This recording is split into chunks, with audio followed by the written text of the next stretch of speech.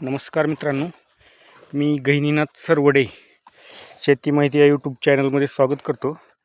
मित्रांनो, हा आपल्या ऊसाला आता जवळजवळ 22-23 दिवस झालेला आहे. आपण कांडी लागवडच केली होती. तसं ऊस खूप दिवसापर्यंत पण उगवतो बरं का.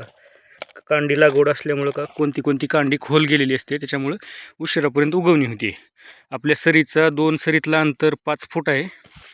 आणि कांडी लावते वेळेस आपण आहे ना 2 कांडीतला अंतर चांगला 1.5 फूट ठेवलेला आहे. हे बघा, आता हे जसं अंतर वाटाले ना त्याच्यामध्ये मग आता आतमध्ये पण आहे, पण नंतर याची फूट भरपूर होती.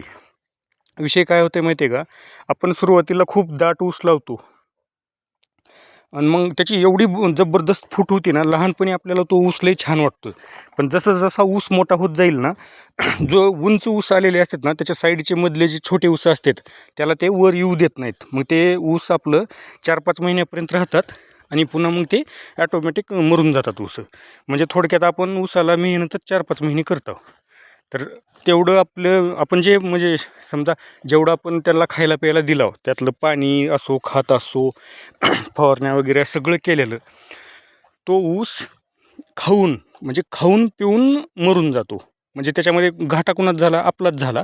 आणि सोबतच जे ऊस राहिले त्यांचासुद्धा घाटा झाला, कारण त्यांना जे खायला भेटणार होतं ते त्या ऊसावानी पण खाल्ले आणि ते मरून गेले. उलटं त्यांना दाटण करून सुद्धा ते मरतात.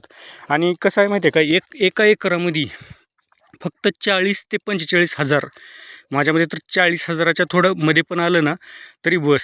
म्हणजे 35 ते 40 हजार जरी ऊस असले तरी तुम्हाला 70 ते 80 आपलं टनाचा ॲव्हरेज कसा पण येऊ शकतो.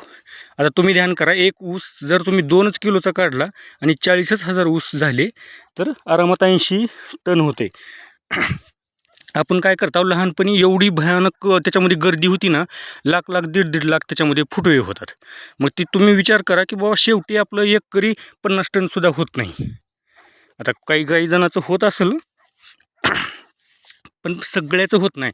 आमच्या इकडं तर सर्रास 30 ते 40 टनसुद्धा एकरी होणे म्हणजे मुश्किल आहे. आमच्या इकडं तर लई भयानक दाट लावते. तर आता मी मराठवाड्यातला आहे, एवढा ऊस दाट लावतात की बस. मग ते तेवढे फुटवे काहीच कामाचे नाही. त्याच्यासाठी ऊसातलं अंतर योग्य ठेवत जावा. योग्य अंतर जर असेल ना तर ऊसाची वाढ पण होती चांगली, व्यवस्थित फुटवे पण जमतात. आणि अंतर जास्त असल्यामुळं ऊस मरायची शक्यता थोडी कमी असते. म्हणजे आपल्याला जेवढे पाहिजे तेवढीच संख्या होते.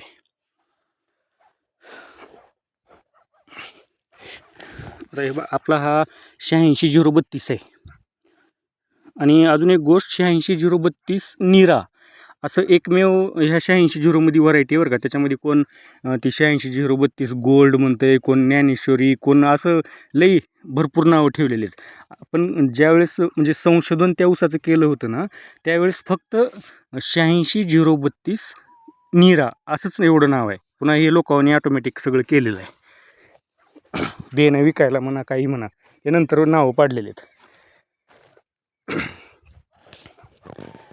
आणि 86 असो किंवा इतरही असो, कुठलीही जात असो, माझ्या मते तर आता शक्यतो शेतकऱ्यांनी 5 फूट, आता कोण 6-7 फूट पण करते. पण ज्यांनी समजा अगोदर आपल्याला सुरुवातीला 40-50 टन एकरी ॲव्हरेज काढायला ह्याच्यामधून बघायला पाहिजे. म्हणजे कमीत कमी तुम्ही 4 फुटाच्या आणि जास्तीत जास्त 5 फुटाच्या पलीकडे जायचंच नाही. 4 फूट, 4.5 फूट, 5 फूट एवढीच सरी करायची. जे चांगले सुशिक्षित म्हणजे ज्यांना अनुभव आहे ते मग 6 फूट केले तरी त्यांचं चालतंय, कारण त्यांना अनुभव असतोय, आपल्याला नसतोय. आपण फक्त कुठले तरी यूट्यूबचे चॅनल बघून करायला जायचं नाही, कारण त्याच्यामध्ये भरपूर घाट असते. त्याला त्यांचे काहीतरी वेगळ्या ट्रिक असतात. अंतर भरपूर वाटतंय. इकडं अगोदर तर आपण गावाकडं 3 फुटामध्ये ऊस लावत होते, आणि माझ्या देखत तर लावलेत भरपूर. तर मित्रांनो, म्हणजे सांगण्याचा उद्देश व्हिडिओतून म्हणजे किंवा ऊसाचं योग्य अंतर जर असेल तर चांगलं मस्त उत्पन्न घेऊ शकतो आपण. आणि कसं आता आपण काय मोजू शकत नाही सगळे ऊस किती आले एकरामध्ये, असं शक्य नाही. पण 35 ते 40, 35 हजार जरी ऊस राहिला ना, आणि 1 किलो 1.5 किलोचा जरी ऊस निघाला तरी बी 50-60 टन ॲव्हरेज निघू शकते. हे तुम्ही लक्षात घ्या कधी पण. आणि आपलं रिअलमध्ये ज्यावेळेस आपण वजन करतो, आपला कारखान्याला ऊस जातो ना, त्यावेळेस मग विचार करा आपल्या शेतामध्ये ऊस किती राहत असतील. आणि त्या हिशोबानं आता आपण तर कोणते ऊस तर 3-3, 4-4 किलोचे होते, पण सगळे काही ऊस होत नाहीत. मग ही विचार करायची गोष्ट आहे की बाबा वजन का बरं ऊसाचं होत नाही. तर त्याच्यासाठी ही म्हणजे ऊसाची संख्या खूप महत्त्वाची असते. ठीक आहे मित्रांनो, धन्यवाद.